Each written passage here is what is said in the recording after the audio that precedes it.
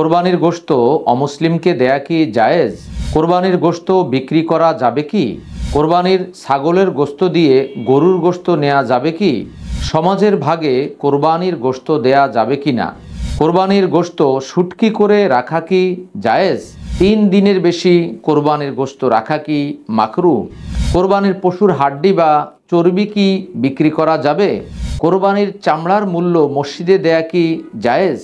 কোরবানির এক পশু বিক্রি করে অন্য পশু দেয়া কি জায়েজ?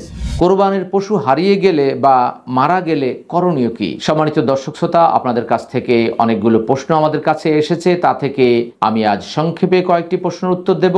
অমা তাওফিকি ইল্লা বিল্লাহ। 1 নম্বর প্রশ্ন হচ্ছে, কোরবানির গোশত অমুসলিমকে দেয়া যাবে কি?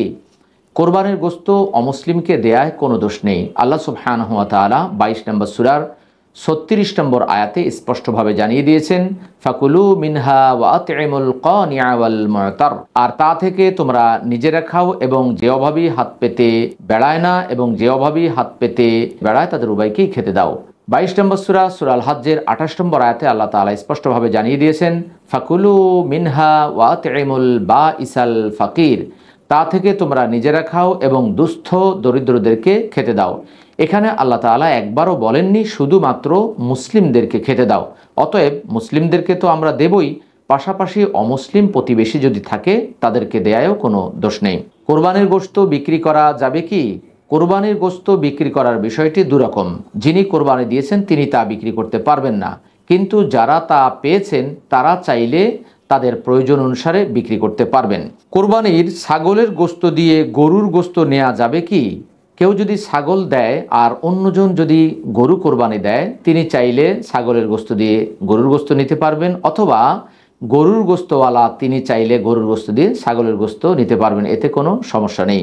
সমাজের ভাগে কোরবানির গোশত দেয়া কি যাবে? আমাদের দেশে বিভিন্ন জায়গায় সমাজের একটি ভাগ রয়েছে, অর্থাৎ সমাজের সব গোশত এক জায়গায় করে সেখান থেকে বন্টন করা হয়।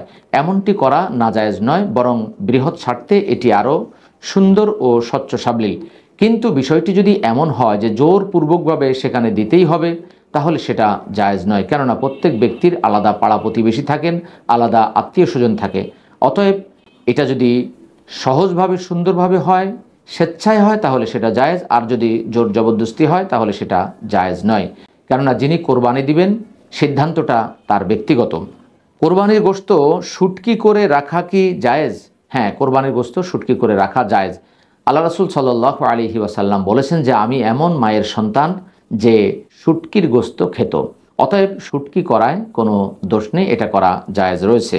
3 দিনের বেশি কোরবানির গোশত রাখা কি মাকরুহ? 3 দিনের বেশি কোরবানির গোশত রাখায় কোনো দোষ নেই, বরং সারা বছরই রাখা যায়। রাসূলুল্লাহ সাল্লাল্লাহু আলাইহি ওয়াসাল্লাম বলেছেন, কুলু ওয়া আতইমু ওয়াদ্দাখিরু। খাও, খাওয়াও এবং সংরক্ষণ করো। অতএব সংরক্ষণ করার যেহেতু কোনো নির্ধারিত সময়সীমা নেই, কেউ চাইলে দীর্ঘ সময় সংরক্ষণ করতে পারেন। সহিহ বুখারী হাদিস নাম্বার 5569। কোরবানির পশুর হাড্ডি বা চর্বি বিক্রি করা যাবে কি? যিনি কোরবানি দিবেন তিনি কোরবানির পশুর কোনো কিছুই বিক্রি করতে পারবেন না। তবে যারা গ্রহীতা, যারা পাবে, তারা চাইলে হাড্ডি বা চর্বি বিক্রি করতে পারবেন তাদের প্রয়োজন অনুসারে। কোরবানির চামড়ার মূল্য মসজিদে দেয়া কি জায়েজ? কোরবানির চামড়ার মূল্য মসজিদে দেয়া জায়েজ নয়। যারা যাকাত খেতে পারবে তারাই শুধুমাত্র কোরবানির চামড়ার এই মূল্য গ্রহণ করতে পারবেন। 9 নম্বর সূরা তাওবার 60 নম্বর আয়াতে আল্লাহ তাআলা কারা যাকাত খেতে পারবেন তাদের একটা তালিকা উল্লেখ করে দিয়েছেন। কোরবানির এক পশু বিক্রি করে অন্য পশু দেয়া কি জায়েজ? কোরবানির একটি পশু যদি কেউ কেনার পরে যদি তার মনে হয় যে এটা ছোট হয়ে যাচ্ছে, অথবা পশুটি তার পছন্দ হচ্ছে না, অথবা বাড়ির অন্যান্য সদস্যরা পশুটি সম্পর্কে আপত্তি জানাচ্ছেন, তাহলে সেটা বিক্রি করে আরও বড় পশু বা অন্য কোনো পশু তিনি কোরবানি করতে পারবেন, তাতে কোনো দোষ নেই। কোরবানির পশু হারিয়ে গেলে বা মারা গেলে করণীয় কি?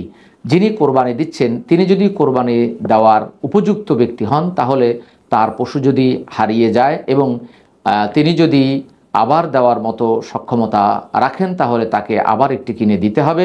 অনুরূপভাবে মারা গেলেও তিনি সক্ষম হলে দিতে হবে। আর কেউ যদি অক্ষম হওয়া সত্ত্বেও তিনি কোরবানি করছেন, কোরবানি দেওয়ার নিয়ত করেছেন, পশু কিনেছেন, যদি হারিয়ে যায় তাহলে তিনি আর নতুন করে কোরবানির পশু ক্রয় করে কোরবানি দিতে হবে না। আশা করি বিষয়গুলো অনুধাবন করতে পেরেছেন। আল্লাহ তাআলা আপনাকে, আমাকে, আমাদের সকলকে কোরআন সুন্নাহ জেনে সে অনুযায়ী আমল করার তৌফিক দান করুক।